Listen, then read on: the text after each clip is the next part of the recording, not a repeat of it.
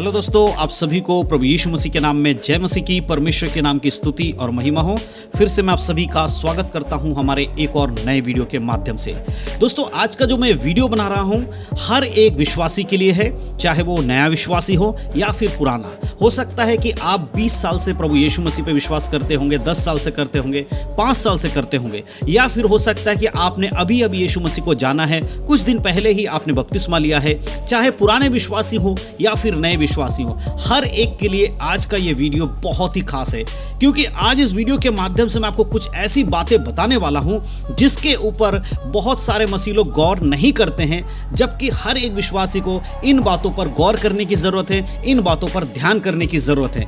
आज मैं आपको 3 ऐसे पापों के बारे में बताने वाला हूं, ऐसे 3 पाप जो आज के समय में अधिकतर ज्यादा से ज्यादा लोगों के अंदर जो मसीह में हैं उनके अंदर पाए जाते हैं। मैं सबकी बात नहीं कर रहा हूं, मैं कह रहा हूं अधिकतर, यानी कि 90% जो मसीह लोग हैं उन सब में आज के समय में 3 पाप में से कोई ना कोई पाप जरूर पाया जाता है। तो आज का वीडियो आप जरूर देखिएगा, इससे आपको पता चलेगा क्या ये पाप आपके अंदर है या नहीं है। अगर ये पाप आपके अंदर है तो आप यीशु मसीह के आगमन पर उसके संग जाएंगे, ये जरूरी नहीं है। ये सवाल एक उठ जाता है कि क्या सच में आप यीशु के संग जा पाएंगे। इसलिए बहुत ध्यान से सुनिएगा, आज के इस वीडियो को देखिएगा बहुत ध्यान से, क्योंकि मैं इसमें बताने वाला हूं कि इन 3 पाप को आपको कैसे छोड़ना है और कौन कौन से हैं ये 3 पाप। अगर आप ये 3 पाप को छोड़ना चाहते हैं तो आज आपको ये काम जरूर करना होगा, जो मैं आप बाइबल के अनुसार आपको बताने वाला हूं। तो बड़े ध्यान से आज के वीडियो को देखिएगा और समझने की कोशिश करिएगा। वीडियो को पूरा देखने के बाद अपने मसीह भाई बहनों में वीडियो को शेयर जरूर करिएगा।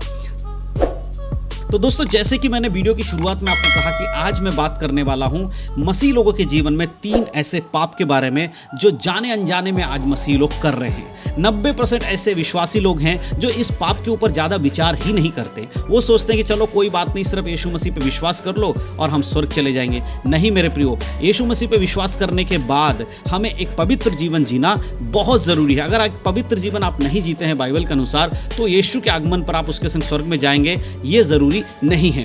तो सबसे पहले मैं आपको एक एक करके बातें बताने वाला 3 पाप के बारे में। तो सबसे जो पहला पाप है उसको हम देखेंगे जो आज बहुत सारे मसीह लोगों के जीवन में है, और वो कौन सा पाप है? वो पहला पाप है मूर्ति पूजा। जी हाँ दोस्तों, मूर्ति पूजा एक ऐसा पाप है जो आज के समय में बहुत सारे मसीह लोगों के जीवन में है। आज बहुत सारे ऐसे मसीह लोग हैं जो यीशु मसीह पे विश्वास करने के बाद भी वो मूर्ति पूजा कर रहे हैं। अब यहाँ पर मूर्ति पूजा का मतलब ये नहीं है कि आप अन्य जातियों की मूर्ति पूजा कर रहे हैं वही मूर्ति पूजा है। नहीं मेरे प्रियो, अगर आप यीशु की मूर्ति बनाकर उसकी पूजा करते हैं, या मरियम की मूर्ति बनाकर उसकी पूजा करते हैं, या फिर किसी प्रेरित की या पतरस की किसी की भी मूर्ति बनाकर उसकी पूजा करते हैं, बाइबल के अंदर जो कैरेक्टर्स है अगर उनकी मूर्ति बनाकर भी आप पूजा कर रहे हैं या उनको आराधना कर रहे हैं, तो ये भी उसी प्रकार का अपराध है जैसे कि अन्य जातियों की मूर्ति पूजा करने के बराबर हमारा जो होता है उसी प्रकार का है। इसीलिए बहुत सारे लोग सोचते हैं हम तो यीशु मसीह में आ गए हैं, तो हम तो यीशु मसीह पे विश्वास करते हैं, उसी की मूर्ति पूजा करते हैं, उसके सामने कैंडल जलाते हैं, उसी के सामने हम दंडवत करते हैं। तो ये गलत है, ये पाप है। इसके लिए मैं एक बात आपको बताना चाहता हूँ, बाइबल से एक वचन मैं आपके लिए पढ़ना चाहता हूँ, व्यवस्था विवरण की किताब, और उसका अगर हम पढ़ेंगे 5 अध्याय, व्यवस्था विवरण उसका 5 अध्याय के 8 वचन और 9 वचन को देखिए। यहाँ पर क्या लिखा है? यहाँ लिखा है, तू अपने लिए कोई मूर्ति खोद कर ना बनाना, ना किसी की प्रतिमा बनाना जो आकाश में या पृथ्वी पर या पृथ्वी के जल में है। तू ना उनको दंडवत करना और ना उनकी उपासना करना, क्योंकि मैं तेरा परमेश्वर यहोवा जलन रखने वाला ईश्वर हूँ, और जो मुझसे बैर रखते हैं उनके बेटों, पोतों और परपोतों को पितरों का दंड दिया करता हूँ। यहाँ पर परमेश्वर अपने लोगों को यह आज्ञा दे रहा है कि तू अपने लिए कोई मूर्ति खोदकर नहीं बनाना, और ना ही वो जल में हो, आकाश में, किसी की मूर्ति नहीं बनाना, उनको दंडवत नहीं करना। नहीं तो अगर तू ऐसा करेगा तो मैं तेरे बेटे, पोते, यहाँ तक कि पर पोतों को भी उसका दंड दूंगा।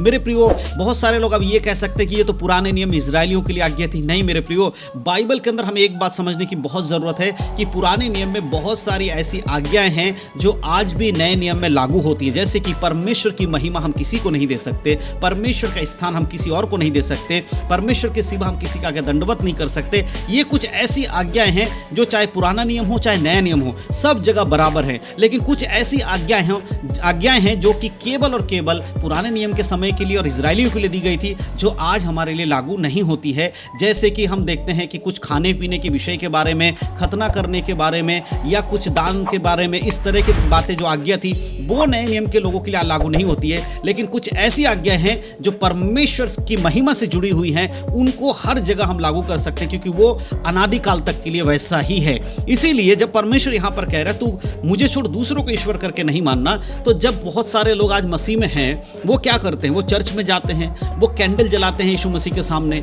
वो मरियम की मूर्ति के सामने खड़े होकर प्रार्थना करते हैं। आप सोच कर देखिए, ये मरियम की मूर्ति के सामने बहुत सारे लोग खड़े होकर प्रार्थना करें। मूर्ति पूजा है वो है। जब आप मरियम के सामने घुटने टेकते हैं और कहते हैं माता मरियम हमारे लिए यीशु से प्रार्थना करो, ये पाप है, परमेश्वर की दृष्टि में पाप है। इसीलिए अगर आप ऐसा करते हैं तो ये एक तरीके से पाप है जो आपके जीवन में होगा। अगर आप भी ऐसा कर रहे हैं तो आज ही इस चीज़ को छोड़ दीजिएगा और इससे अपने आप को दूर करिएगा। और दूसरा जो पाप है वो है मसीह के बीच में, जो आज बहुत सारे मसीह लोग जाने अनजाने में नहीं, जानबूझकर बहुत सारे लोग करते हैं, वो है व्यभिचार। जी हाँ दोस्तों, व्यभिचार एक ऐसा पाप है आज मसीहों के जीवन में।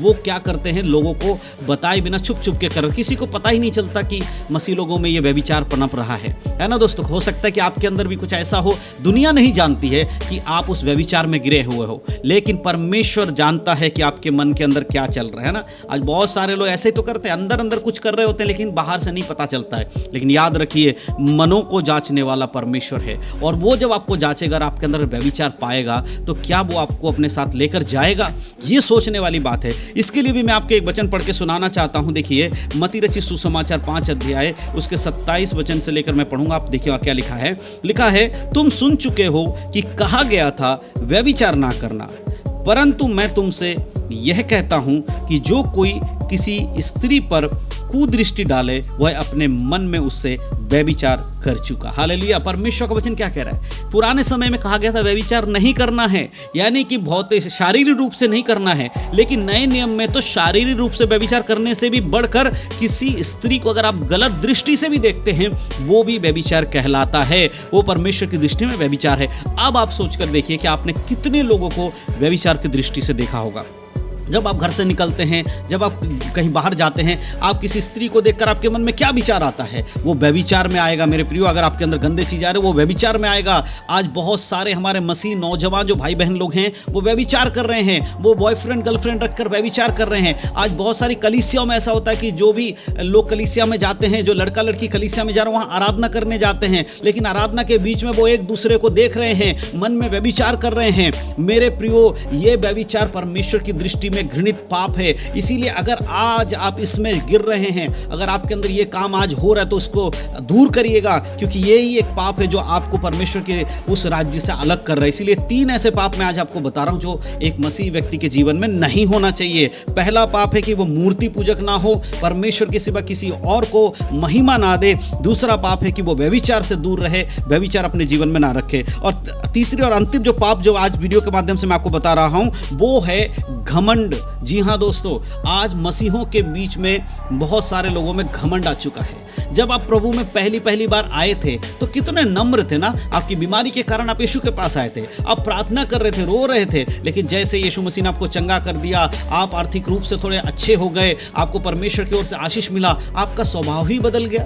पहले उन लोगों के पास जाकर आप प्रार्थना करवाते थे जो मसीह में कमजोर हैं, यानी कि कलीसिया में जो छोटे लोग हैं, आप उनसे बातचीत किया करते थे। लेकिन जैसे ही प्रभु ने आपको ऊंचा उठाया, आपको भौतिक आशीषें दी, संसारिक बातों में आप ऊंचा उठाया, आपका स्वभाव बदल गया। अब आप उनसे बातचीत नहीं करते, आपको ये लगता है कि वो छोटे लोग हैं तो हम उनसे बात क्या करें। ये घमंड आपके अंदर आ गया है। आपको आत्मिक वरदान मिल गए हैं, आप चंगाई करने लगे हैं, आप भविष्यवाणियां करने लगे हैं, तो आपके अंदर घमंड आ गया कि प्रभु ने मुझे चुन लिया है। तो आप उन लोगों से बात नहीं करते हैं जो पहले आपके मित्र हुआ करते थे। मेरे प्रियो, ये घमंड जिसके अंदर आता है ना, आत्मिक घमंड की बात कर रहा हूं मैं यहाँ पर, शारीरिक घमंड से बढ़कर जो अगर आपके अंदर आत्मिक घमंड है, इसको अपने जीवन से दूर करिए। जाइएगा। बहुत बार ऐसा होता है कि मसीह लोग जब प्रभु में नए होते हैं तब वो नम्र होते हैं, लेकिन धीरे धीरे जब प्रभु में बढ़ने लगते हैं उनके अंदर घमंड आता चला जाता है। ये 3 ऐसे पाप है मेरे प्रियो जो आज के समय मसीह लोगों के बीच में है, मसीहों के जीवन में है। अगर आपके जीवन में 3 पाप है तो आज ही आप इससे अपने आप को अलग करिएगा। पहला, मूर्ति पूजा में मत जाइएगा। दूसरा, व्यभिचार से अपने आप को अलग करिए।